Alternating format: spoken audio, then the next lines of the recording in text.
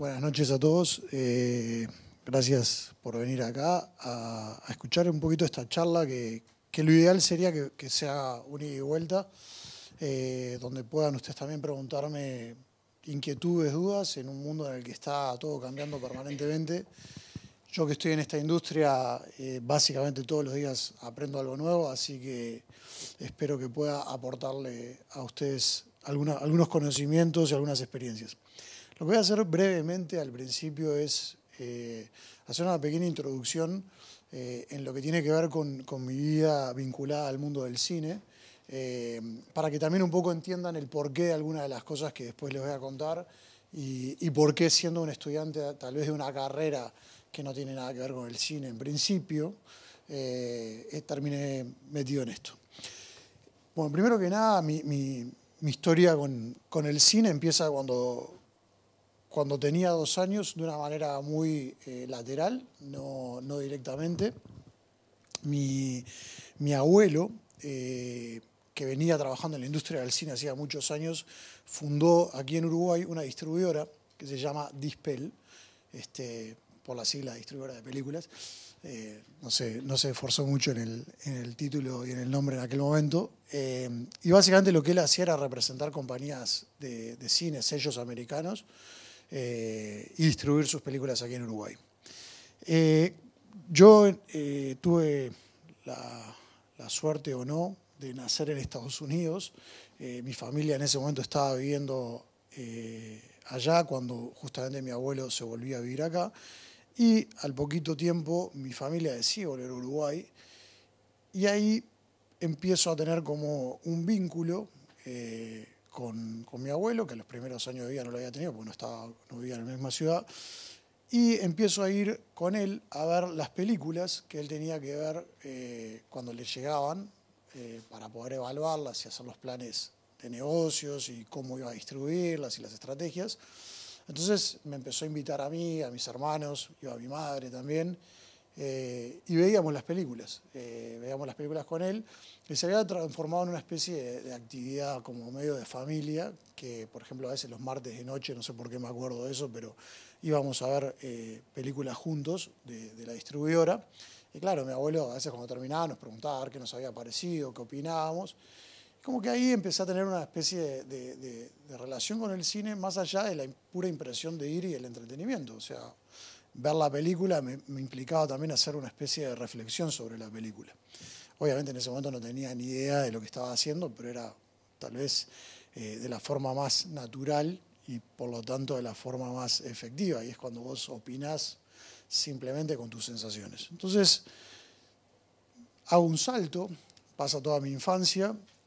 Y a los 14 años empecé a querer juntar mis primeros dineros. Entonces mi madre, que trabajaba con mi abuelo, me permitían hacer algunas cosas dentro de la distribuidora, ¿sí? Las primeras cosas que hice fue, lo he contado alguna vez, ir y romper materiales que había que tirar y que no se podían tirar enteros. Entonces iba y rompía afiches o cassettes o ese tipo de cosas. Y con el tiempo, ya cuando tenía 14, 15 años, mi primer tal vez actividad con la distribuidora un poquito más formal era hacer conexiones entre los cines. Yo llevaba de un cine a otro los rollos. Hasta no hace mucho tiempo, no es que estoy hablando de la prehistoria, el cine se pasaba en rollos, 5 o 6 rollos conformaban una película. Supongo que ustedes todavía se los enseñan en la carrera de comunicación y hasta deben de ejercitar el revelado y todo, me imagino. Pero bueno, en aquel momento lo que hacía yo era, como las copias costaban muy caras, tal vez se traía una copia sola para 2 cines que quedaban cerca. Entonces cuando el cine empezaba a pasar el rollo 1, terminaba de pasar el rollo 2, en vez de estar toda la película junta en un gran rollo, lo que hacía era se dividía por rollos y se llevaba al cine de a 2 cuadras el rollo 1, mientras acá se estaba pasando el 2 y el 3. Cuando terminaba el 2 llevabas el 2 y traías el 1 para que después empezara la otra película. Eso le llamaban combinaciones. Y yo ahí me ganaba unos pesos para mis vacaciones o mis viajes con amigos. A los 17 años, ya pasado un poco el tiempo de esas primeras cosas, empecé a hacer lo que se llamaban controles. Iba a los cines y tenía que verificar la cantidad de gente que entraba, que salía, pero ya empezaba a ir un poquito más a la distribuidora. En ese momento también estaba terminando el liceo, por lo que tenía que decidir qué carrera iba a seguir. La verdad no tenía ni idea de lo que quería hacer. Siempre fui bastante inquieto, me gustaron las cosas relacionadas con la creatividad en términos generales. Y bueno, decidí al poquito tiempo hacer la carrera de administración aquí en la Orto. A los 19 años ya estaba trabajando en algunos días, iba a la oficina ya a trabajar más en términos administrativos, ya era como un empleado más formal. Y ahí iba a trabajar en la oficina. Me acuerdo que hasta me ponía corbata y todo porque ya me sentaba en un escritorio a hacer trabajos administrativos. No duré mucho en esa tarea, debo reconocerlo. Después conseguí otro trabajo, yo quería hacer como mi propio camino. Y bueno, ahí empezó una etapa de mi vida en la que como que hice mi propio camino por otro lado. No viene en este tipo de charlas, no viene al caso todo mi camino como emprendedor, que me ha llevado a diversos tipos de negocios y emprendimientos, valga la redundancia.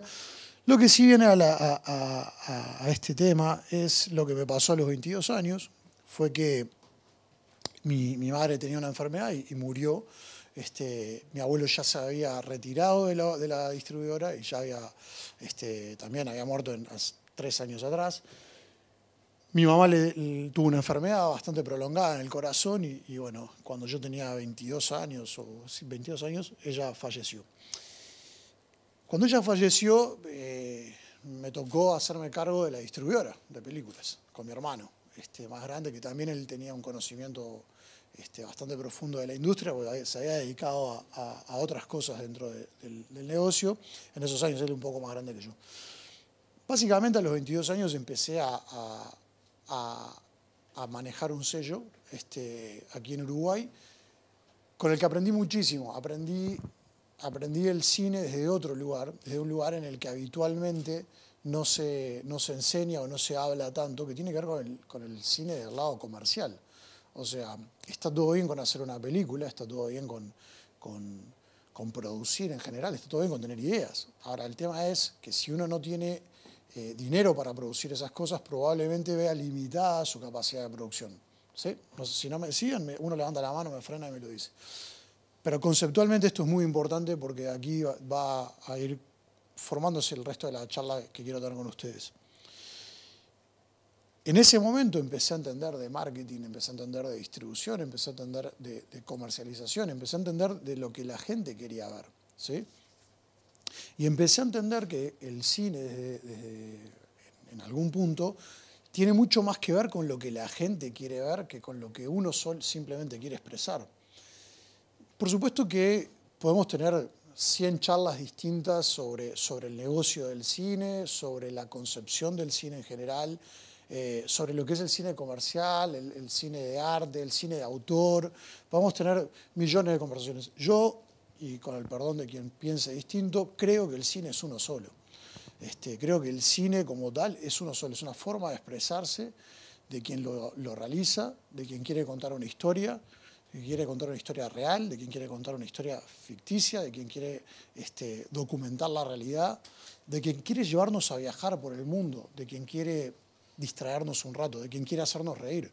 En definitiva, el cine y sus géneros tienen más que ver con todo eso que con una actitud, por decirlo de alguna manera, egoísta y egocentrista de quien lo hace. De decir, yo quiero hacer simplemente esto porque a mí no me interesa quién lo va a ver. Yo para arrancar esta charla voy a hablar en principio del cine independiente, del cine que hacemos las personas que no trabajamos en una productora de Hollywood o que no trabajamos en una industria gigante, sino el cine que queremos hacer con menos recursos de los que habitualmente vemos en los cines. Entonces, acá les voy a contar la historia de cómo yo empecé mi primer proyecto. Trailer Films es la productora dentro de la productora Trailer Media, que es la productora que yo dirijo.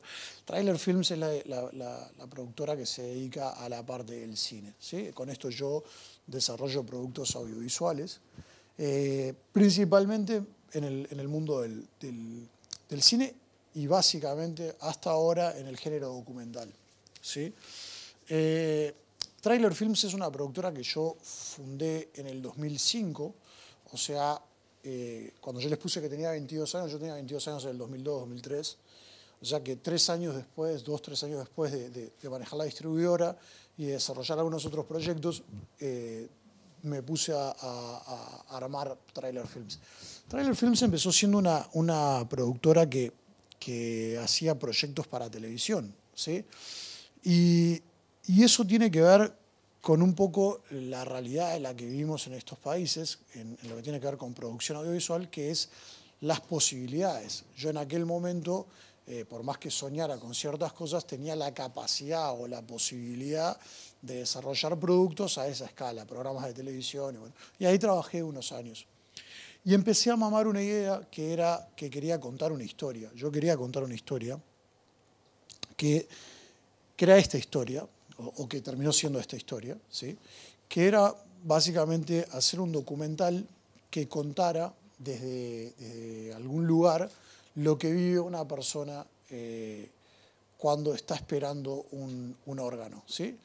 Yo creo que lo dije hace un ratito, mi mamá murió después de un trasplante de corazón, o sea, ella estuvo muy enferma y tuvo que esperar un donante, y bueno, a mí básicamente toda esa experiencia me generó muchas cosas a nivel personal, a nivel individual, digamos que en algún punto me terminaron de formar o me empezaron a formar como persona o como un tipo de persona,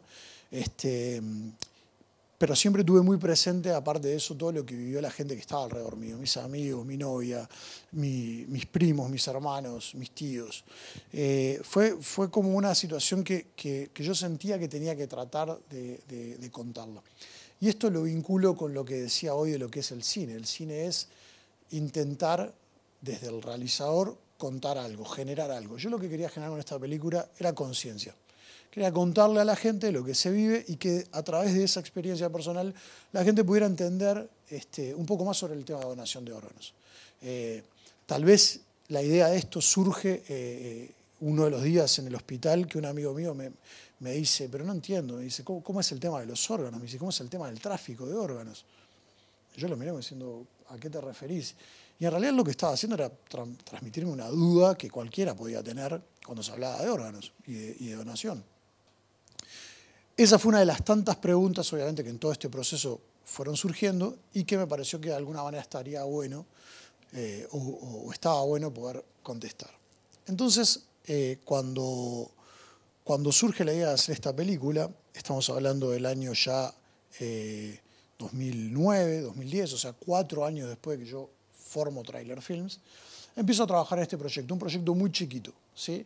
Yo tenía ciertos recursos para hacerlo y empecé a trabajarlo poco a poco. Me junté con algunas personas con las que tenía confianza y empezamos a desarrollarlo en aquel momento con Fede Lemos, que él venía a hacer un documental también, que se lo había distribuido yo. Entonces en esas charlas de distribuidor-productor le conté que yo quería hacer este documental y me dijo, cuando lo quieras hacer, contá conmigo, lo hacemos juntos. Y ahí empezó ese proyecto. Un proyecto que hasta que estaba terminándolo tenía una pérdida, y lo digo como una pérdida porque no era una inversión, porque nunca me lo había planteado como una inversión. Tenía una pérdida, un capital hundido ahí de varios miles de dólares. O sea, me había costado bastante dinero porque me había llevado casi 2 años filmarlo. Y ahí, en ese momento, mis conocimientos más relacionados con el marketing y con el concepto de comercialización en general, me hicieron pensar, bueno, si yo estoy haciendo esto para generar conciencia y para generar un medio de comunicación, tal vez hayan empresas o instituciones que estén interesadas en sumarse a esto, ¿sí? Y ahí se nos ocurrió ir a pedir apoyos. Entonces fuimos al Ministerio de Salud Pública, fuimos a Presidencia de la República y empezamos a ir a empresas relacionadas con el mundo de la salud. Entonces fuimos en aquel momento al SWAT, fuimos a FEMI, fuimos al Sanatorio Americano, donde filmamos el trasplante de corazón, que es parte de la película, se filmó ahí. Y les pedimos apoyo. Dijimos, mirá, vamos a hablar de un tema que nadie habla y esto es posible si nos ayudan. En realidad ya era posible porque la película estaba casi toda filmada, pero esto nos iba a dar como más empuje. Aparte de recuperar la inversión, ¿no? Obviamente, que como dije no estaba pensada como tal. Entonces al principio tampoco lo habíamos pensado el hecho de recuperar el dinero. Y ahí fue que empezamos a darnos cuenta de que había muchas empresas que estaban interesadas en hablar de esto. Entonces sin darnos cuenta estábamos, no digo creando porque probablemente debe ser tan viejo como el cine el concepto pero sí nos habíamos dado cuenta que podíamos tener un mensaje para contar, la capacidad de realizarlos y buscar empresas e instituciones que estuvieran interesadas en sumarse a eso y pagar por eso y hacer posible que esto fuera todavía mejor. Entonces ahí hicimos una apuesta un poquito más grande, invitamos a Luciano Superviel a que hiciera la música de la película, hablamos con la banda No Te Va a Gustar para que nos ayudara con un tema que es parte de la película y que tuvo una campaña, y pasaron una cantidad de cosas muy lindas alrededor de la película, al punto que se termina haciendo un estreno en el Auditorio Nacional del Sodre y luego se estrena en cines.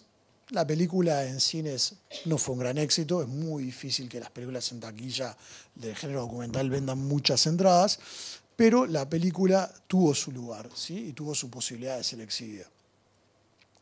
Lo lindo empieza a pasar a partir de ahí, ¿sí? Un día en una feria de estas donde se encuentran productores, distribuidores y todo, que muchas veces quedan en eso, ¿sí? Quedan en reuniones, en conocer gente, un distribuidor argentino ve el tráiler de nuestra película y dice, che, esto es hermoso, esto es muy lindo, ¿dónde la van a distribuir? Y nosotros, mirá, la verdad, éramos muy tímidos, éramos que pensábamos que era como que a nadie le iba a gustar. La verdad fue que el día que estrenamos en el Sodre, en el Sodre entran alrededor de 1.800 personas y aplaudieron durante 1 minuto y medio, pero obviamente la película provoca cierta sensibilidad, yo estaba presente, bueno, en un punto decía, ok, es por todos esos factores puestos sobre la mesa, tal vez generó todo esto. Pero no, la verdad es que la película realmente gustaba al que la veía. Era un documental hecho con mucho cariño y mucho respeto y sobre todo muy bien logrado cómo se interrelacionaban todas las historias. El cuento corto es que esta persona nos ofrece distribuirnos la película a nivel internacional y al tiempo logra que HBO, el canal HBO, nos compre la película. Nos hace una oferta, que en aquel momento la verdad era prácticamente irrelevante. Si me ofrecían 500 pesos o $50.000 o 100.000 era exactamente lo mismo, porque lo que quería era que la película se viera. Y la película se estrena en HBO para toda Latinoamérica. Luego de eso empiezan a pasar cosas en simultáneo. Se termina aprobando una ley en Uruguay de donación de órganos, en donde todas las personas somos donantes, a no ser que manifestemos lo contrario. Eso se aprobó durante el proceso de este proyecto, quieran o no, casualidad o no, pero era un proyecto que estaba en el Senado hacía 30 años y nosotros hicimos nuestras reuniones, intentamos mover a ciertas personas en el Parlamento para que nos ayudaran y la ley se aprobó. Bueno, pasó una cantidad de cosas muy lindas con esta película después, al punto que en aquel momento estaban haciendo, al menos en Latinoamérica, estamos hablando del año 2012, una plataforma de streaming que estaba empezando a comprar contenidos en Latinoamérica porque necesitaba generar una biblioteca de contenidos que también tuvieran relevancia en cada región a la que iban. Entonces, cuando Netflix decide desembarcar en Latinoamérica, fuerte, empezó a comprar ciertos contenidos. No eran inversiones muy grandes, no eran valores muy grandes, pero para nosotros estaba bueno porque era una forma de decirle a la gente, bueno, si la querés ver, está ahí. No era esa plataforma lo que es hoy, obviamente, y estoy hablando de solo 6 años atrás. Pero realmente fue algo muy interesante porque generó una relación y un antecedente que con lo que pasó después fue muy importante para que nosotros pudiéramos ir a decir, ok, vengo con mi segunda película, ya cuando esa plataforma era un poco más importante. Después de 12 horas 2 minutos hicimos la película Jugadores con Patente, le buscamos una vuelta comercial, por decirlo de una manera, en relación a lo que es la violencia en el deporte, ¿sí? Dos capitanes de los tradicionales rivales en Uruguay del fútbol, íntimos amigos afuera de la cancha. Gonchi, que es una película bastante emblemática para mí. Esta película también se estrenó en Netflix a nivel mundial. Tero Sueño Mundial es una película que también tiene relación con algo que a mí me llega muy de cerca. Yo fui jugador de rugby también durante muchos años, jugué en los Teros, en el seleccionado. Y bueno, cuando clasificaron al Mundial del 2015 me pareció una historia linda de contar a nivel internacional, que la gente entendiera que estos jugadores que eran amateurs iban a jugar contra los profesionales. Es una película que se filmó en varios países. El año pasado estrené, bueno, esa película se estrenó en ESPN en Latinoamérica, en ITV en el Reino Unido, en Fox en Oceanía y en África. Esta es Perú, Tesoro Escondido, una película que también se estrenó en cines como todas las demás y luego se estrenó en Netflix a nivel mundial. Para Siempre Chape o Por Siempre Chape en español, es la última película que estrené.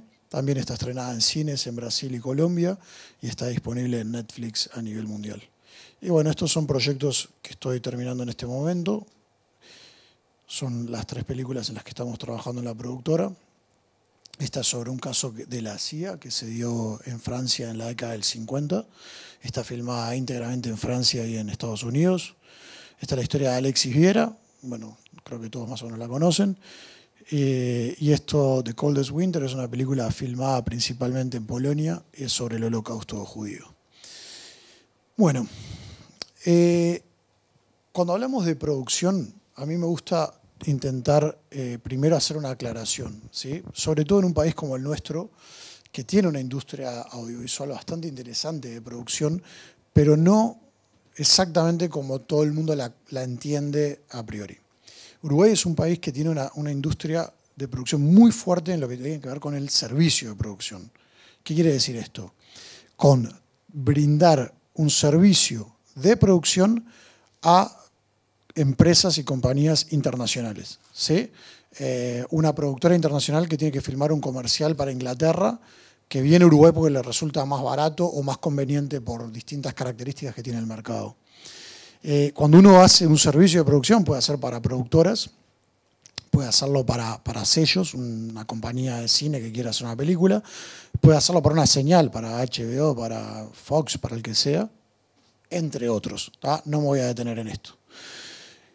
Hay otro tipo de producción que es la producción original. Esto es, cualquiera de ustedes se les ocurre hacer una película o un proyecto audiovisual y lo desarrollan, ¿sí? ¿Cómo? Ahora vamos a hablar, pero ese es otro formato y otro tipo, otra definición de la producción. Y después están lo que son las coproducciones, que en algún punto puede ser una mezcla de las dos anteriores o no. ¿Por qué no? Porque puede ser, por ejemplo, una producción original que se esté desarrollando gracias al apoyo de una compañía o una empresa tercera que está en otro país, o otra productora que aporta fondos para realizarlo. Esto es muy importante por lo que voy a comentarles a continuación.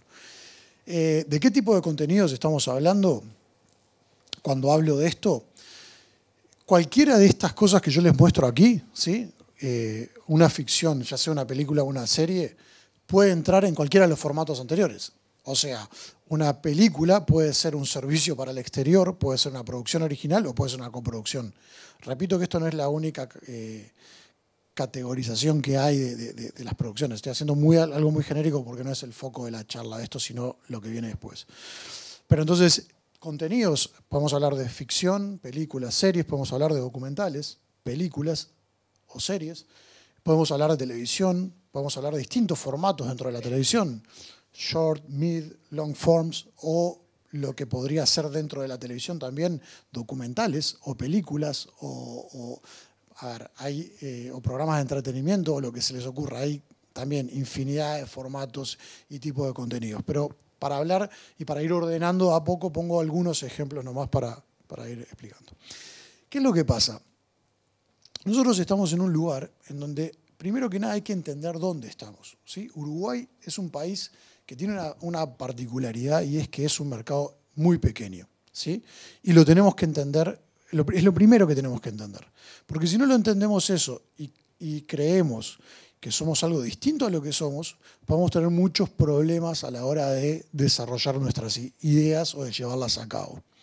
Entonces, cuando uno empieza un proyecto, probablemente empiece por una idea. Diga, ok, yo tengo ganas de hacer esto, quiero contar esta historia. Si ustedes no saben la historia que quieren contar, es muy difícil sentarse enfrente al papel y decir, tengo que inventar algo porque quiero hacer una película. Realmente eso es un poco más complicado, ¿sí? ¿Por qué? Porque por lo general las ideas que te llevan a realizar todos los sacrificios que tenés que hacer en ese proceso de llevarla a cabo, tienen que generarte algo internamente, ¿sí? Y si eso que te genera internamente es tan fuerte, probablemente lo tenías de alguna manera o te lo despierta algo. ¿Qué quiero decir con esto? Que las ideas muchas veces ustedes las tienen en la cabeza. Ustedes ya saben de temas que les inquietan, de cosas que les gustaría hablar, de cosas que les gustaría realizar. Hay que escuchar eso y empezar a pensar, ¿cómo hago para llevar adelante esta idea? ¿Sí? Cuando empiezan a pensar en cómo llevar adelante esta idea, empiezan a pensar, entre otras cosas, ¿cómo lo pago? ¿Sí? ¿Cómo lo pago? No necesariamente es de dónde saco el dinero para pagar algo. Puede ser que hayan ciertos recursos que vos los conseguís, que alguien te colabora, que alguien te ayuda, que alguien te presta los equipos, compañeros que te prestan o te ayudan con los recursos, o ya cuando estás hablando de cosas más profesionales, otro tipo de colaboraciones o ayudas en las que entran todas las que puse al principio, desde la coproducción, desde lo que... Pero ustedes tienen que empezar a pensar en esto. Porque si no tenés una idea genial que te puede mover mucho, pero no tenés ni idea de cómo empezar para prender una cámara o para empezar un proceso de investigación. Que es este que empieza ahora, que es cómo empezar a preproducir un proyecto. ¿Por dónde empieza? Yo voy a detenerme en los documentales, que es lo que me he dedicado más yo y es algo que me apasiona porque, por distintos motivos, pero entre otros porque documenta la realidad. O sea, muestra y lleva cosas contadas desde un lugar que la ficción también lo hace, también lo puede hacer, tiene su efecto, por supuesto, pero a mí personalmente el género documental me parece algo mágico, me parece algo sumamente potente si uno lo realiza bien. Entonces, en esta instancia en la que empieza la preproducción, empieza la investigación y eso deriva, sin darnos casi cuenta, en lo que es la producción. Preproducción en este tipo de proyectos puede ser la etapa en la que uno empieza a pensar cómo haría ese proyecto. De hecho, la parte del financiamiento o el plan financiero en un punto pueden ser parte de la preproducción. ¿Sí? ¿Me siguen más o menos hasta ahí? Bien. Luego está la investigación. En el género documental, sobre todo, la investigación es muy importante.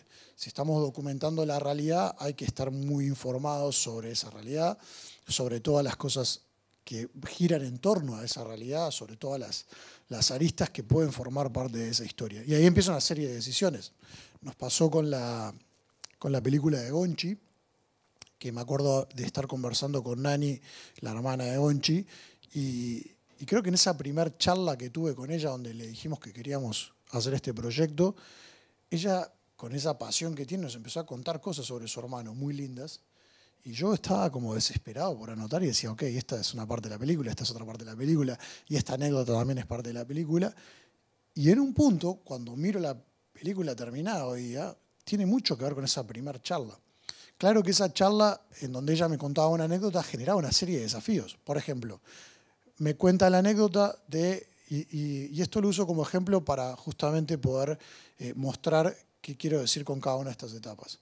En esa charla, que era una charla de preproducción, de investigación, de interiorizarnos con la idea, cuenta la anécdota del día que su hermano llega a competir a la IndyCar y conversa con Juan Pablo Montoya, y Juan Pablo Montoya le pregunta cómo era que estaba doblando en una curva, porque a él ya le había pasado 2 veces que se le había ido el auto. Entonces Gonchi le dice, no, tenés que entrar con este cambio, a esta velocidad, entrar por acá. Juan Pablo Montoya tiempo después lo había contado, obviamente esto nos lo contó la hermana, que pensó que le estaba mintiendo Gonchi. Dijo, ningún corredor de autos te va a decir cómo doblar en la curva en la que justamente te puedo ganar tiempo. Entonces nos contó esta anécdota y a mí me pareció sumamente interesante porque eso hablaba mucho del personaje. O sea, un tipo que es capaz de contarle a su principal rival cómo doblar en una curva. Entonces me parecía una manera de ilustrar un aspecto de su personalidad. ¿Qué pasaba? Pequeño problema, porque a partir de ese momento que yo quería contar esa historia tenía que ir a buscar a Juan Pablo Montoya, que vivía en Miami, que competía en la IndyCar, que era uno de los tipos más exitosos en la competencia de la IndyCar, que viene a ser como la Fórmula 1 pero en Estados Unidos. Tenía que conseguir el archivo en donde se mostraba esa curva, porque si no yo solo me iba a quedar con el cuento de la hermana y Montoya. Y Nani encima me había dicho que había un video que los había agarrado los había filmado justo en el momento en el que estaban hablando de esa curva, en donde él le estaba diciendo eso estaba filmado. Yo decía, no, eso es increíble. Si todavía está filmado el archivo, esto es espectacular. Estoy hablando de 2 minutos de película, sí. No. Gonchi murió en el año 99. Ahora después te cuento de la película. No, Gonchi, lamentablemente, es un corredor de autos uruguayo que fue muy conocido en generaciones anteriores y él murió en Laguna Seca en una carrera. Es Gonchi que le cuenta a Montoya y le dice cómo entrar en la curva y Montoya se queda, justamente lo que pasa es que Montoya es el que la cuenta la historia, dice, obviamente.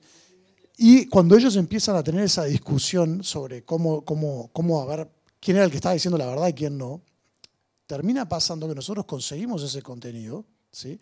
Termina pasando que vamos a hablar con Montoya y nos cuenta todo eso.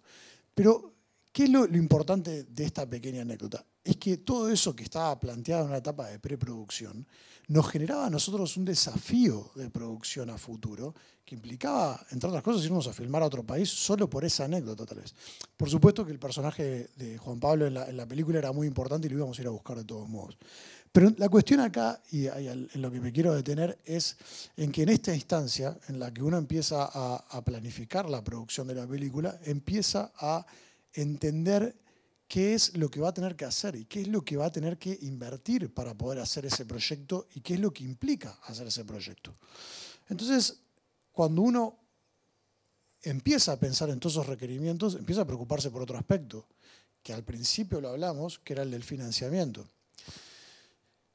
El financiamiento en el mundo del cine independiente es un tema bastante particular. ¿Por qué? ¿Y por qué lo separo de comercialización y distribución? Que en definitiva, desde mi óptica, es como uno termina, o como uno debería terminar financiando, o como uno debería aspirar a financiar su proyecto. Ahora van a entender. El financiamiento en el mundo audiovisual muchas veces proviene de fondos públicos, de fondos concursables, de fondos, pueden ser privados también, pero en donde uno presenta su proyecto y aspira a obtener fondos para poder financiar su proyecto.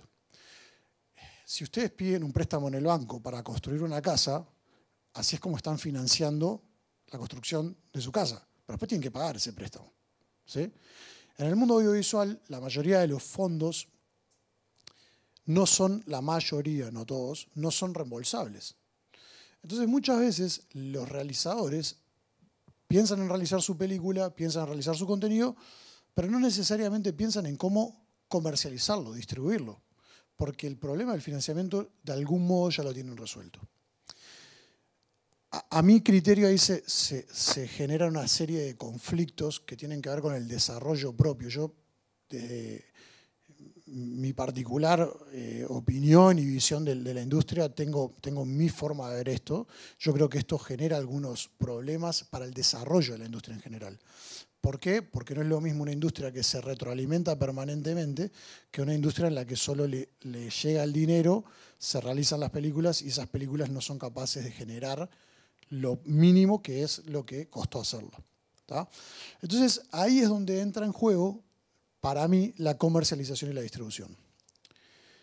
Si ustedes no accedieron a un fondo o a alguien que les prestó su trabajo o a alguien que les prestó el dinero o a alguien que les ayudó a hacer la película, si ustedes lo hicieron con su propio dinero, probablemente estén preocupadísimos porque cuando estrenen su película vuelva ese dinero. Si no, digámoslo a un ejemplo extremadamente personal. Yo hablaba de la industria en general, pero piénsenlo a ustedes.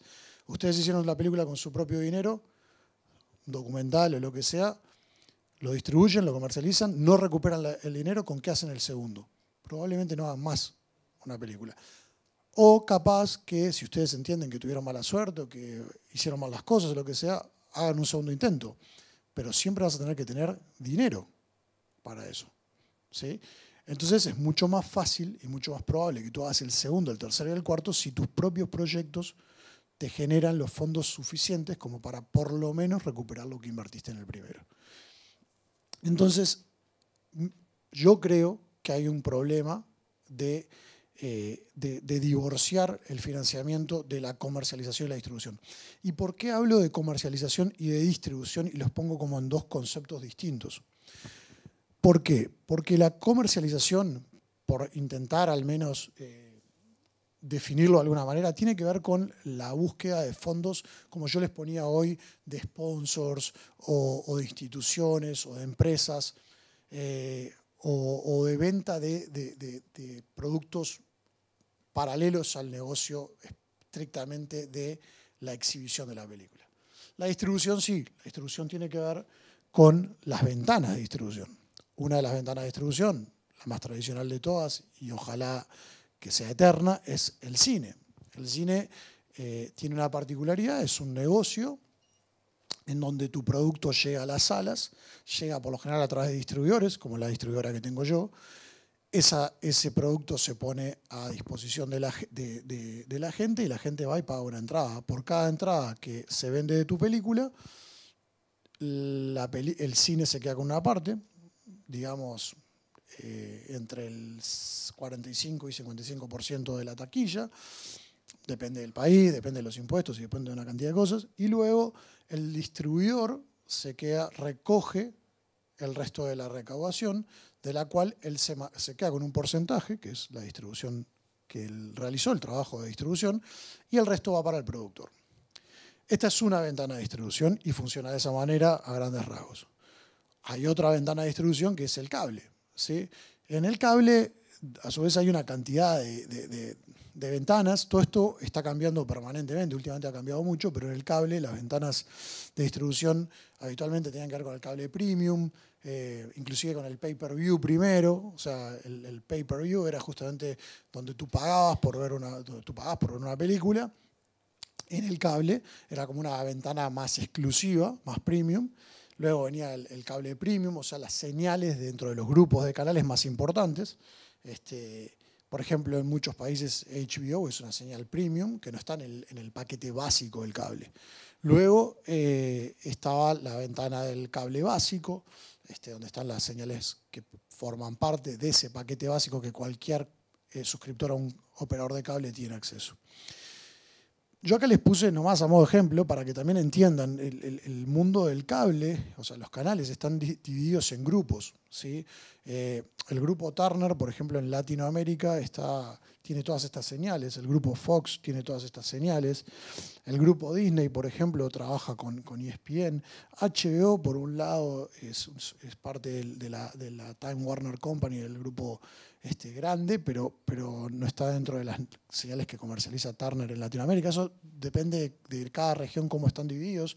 Está el grupo History, el grupo Discovery, bueno, y hay una cantidad de grupos que tampoco son tantos como los canales que ustedes ven. Eso es lo que quería tratar de explicar en esta diapositiva. O sea, cuando uno habla de ventanas de distribución, dice, bueno, tengo 100 canales para ir a venderle la película. No tanto. Las puertas que vas a golpear son 6, 7 u 8. Entre esos 6, 7 u 8 tienen el 80% de los canales que uno ve en el cable.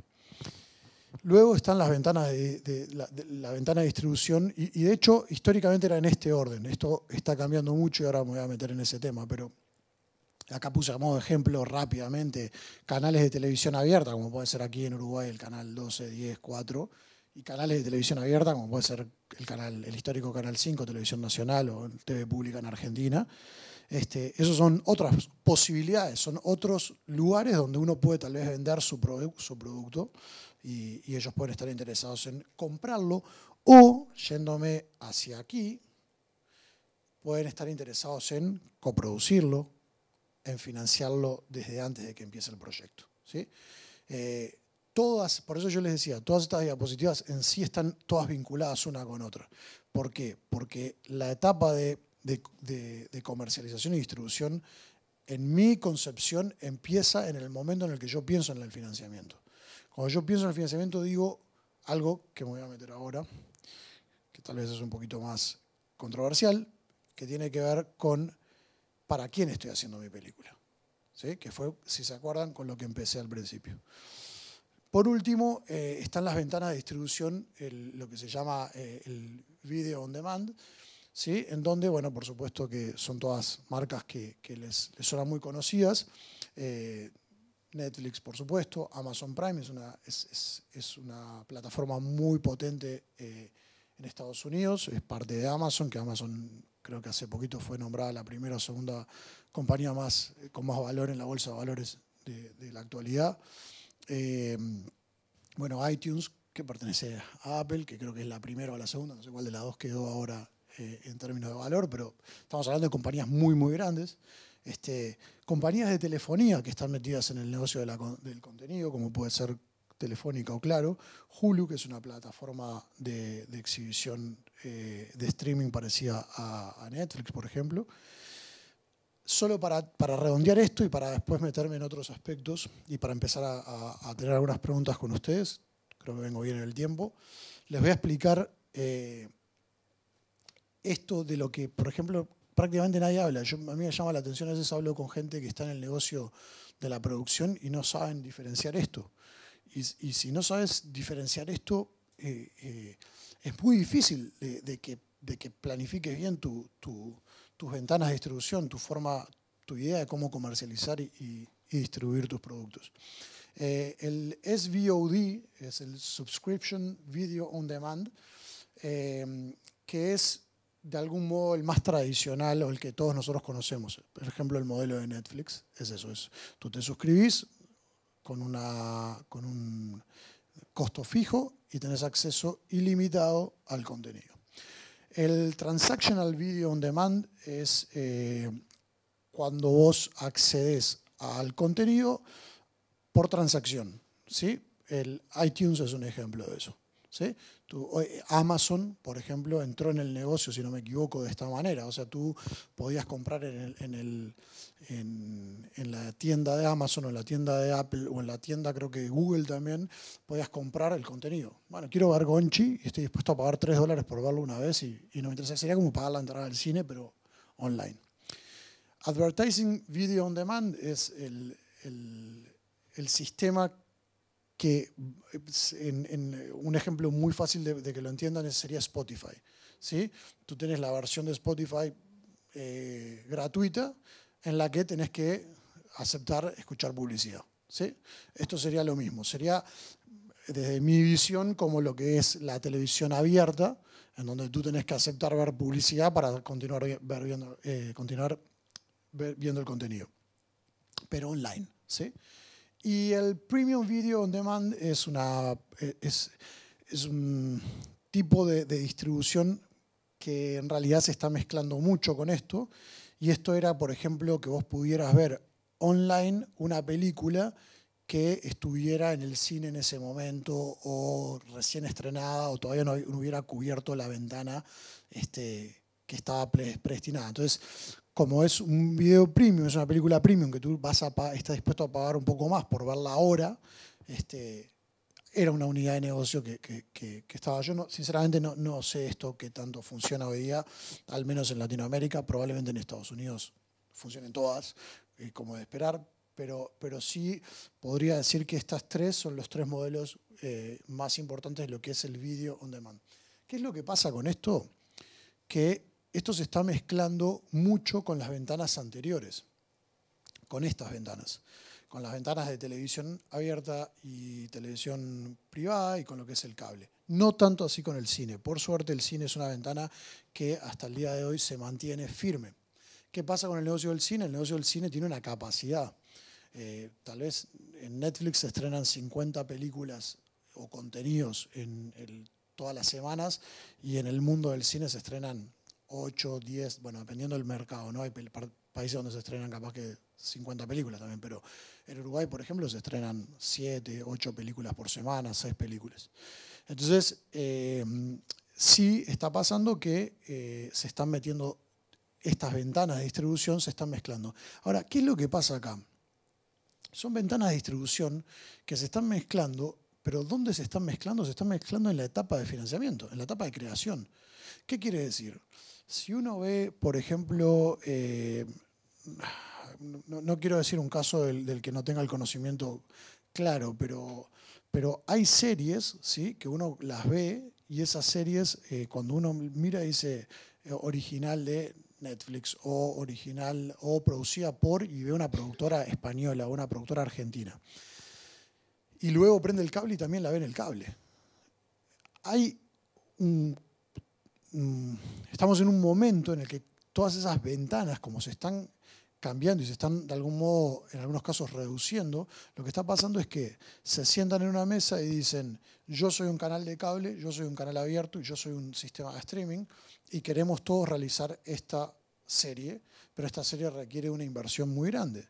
Entonces todos ponemos un dinero y coproducimos esta serie. Entonces tú te la quedas en la primera ventana e inclusive tú te la quedas en la primera ventana en tal país, mientras que yo la estreno en simultáneo en otro. Por ejemplo, a mí me pasó con Perú Tesoro Escondido, es un documental que se estrenó en Perú 2 meses después en Netflix que en el resto del mundo. Y durante 2 meses estuvo disponible en la plataforma, en cines, perdón. ¿Por qué? Porque era una película que tenía su potencial en cines, en ese país puntual. Ahora con Por Siempre Chape me pasó lo mismo, la estrené en Colombia y en Brasil en cines y en el resto del mundo en Netflix. No es el caso esto de Netflix que contaba de la película, de una instancia de prefinanciamiento ni nada. También ahí hay todo otro mundo que tiene que ver con cómo uno vende sus contenidos, en qué etapa los vende y de qué manera los vende. Entonces, quiero hacer una pequeña reflexión sobre un aspecto que para mí es una forma de resumir todo esto para que ustedes me puedan hacer preguntas que va a ser mucho más útil que yo les conteste a que yo me adelante a lo que les puede interesar. Desde mi óptica es muy difícil concebir el cine como una obra sin que a uno le preocupe o le interese quién la va a ver. Hay un tema de egos y hay un tema de humildad que yo creo que muchas veces falta en la industria, sobre todo el cine independiente, que tiene que ver con eso. Para mí, yo hago una comparación muy simple que es como que un artista pinte un cuadro, ¿sí? Y luego no le interese que nadie lo vea. Si no le interesa que nadie lo vea, nunca lo llevaría a una muestra, nunca lo pondría ni lo colgaría en una pared. Termina el cuadro, abre un placar, lo mete ahí adentro y listo. Con una película es lo mismo. Cuando alguien dice: no, a mí no me importa que a la gente le guste o tal público no está preparado para ver mi película, yo personalmente no creo en eso. Sé que hay mucha gente que sí y respeto esas opiniones, pero yo creo que a todas las personas que creamos algo, sobre todo en esta industria, nos interesa que la gente lo vea, nos interesa que a la gente le guste. Obviamente que entiendo que hay formas de uno defender sus ideales y sus creencias y hasta inclusive de educar a un público, a decirle: bueno, tenés que acostumbrarte a ver un poco más esto para poder apreciarlo de otro lugar. Todo eso lo puedo entender. Pero al final del día a todos nos interesa que nuestro producto se vea, ¿sí? Entonces, si a todos nos interesa que nuestro producto se vea, tenemos que pensar en quién lo va a ver. Si yo voy a hacer una película sobre fútbol, probablemente estoy pensando que el público que ve fútbol es el público que va a estar más interesado en ver mi película. Si estoy pensando en una película sobre un crimen, bueno, perfecto, las personas que les gustan los crímenes. Si estoy pensando en una película para niños, es obvio que estoy esperando que la vean los niños. O sea, no voy a estar esperando que la vean los adultos. Genial si la ven también, pero digo, obviamente por algo estoy haciendo ese contenido, por algo estoy enviando ese mensaje, por algo estoy contando esa historia.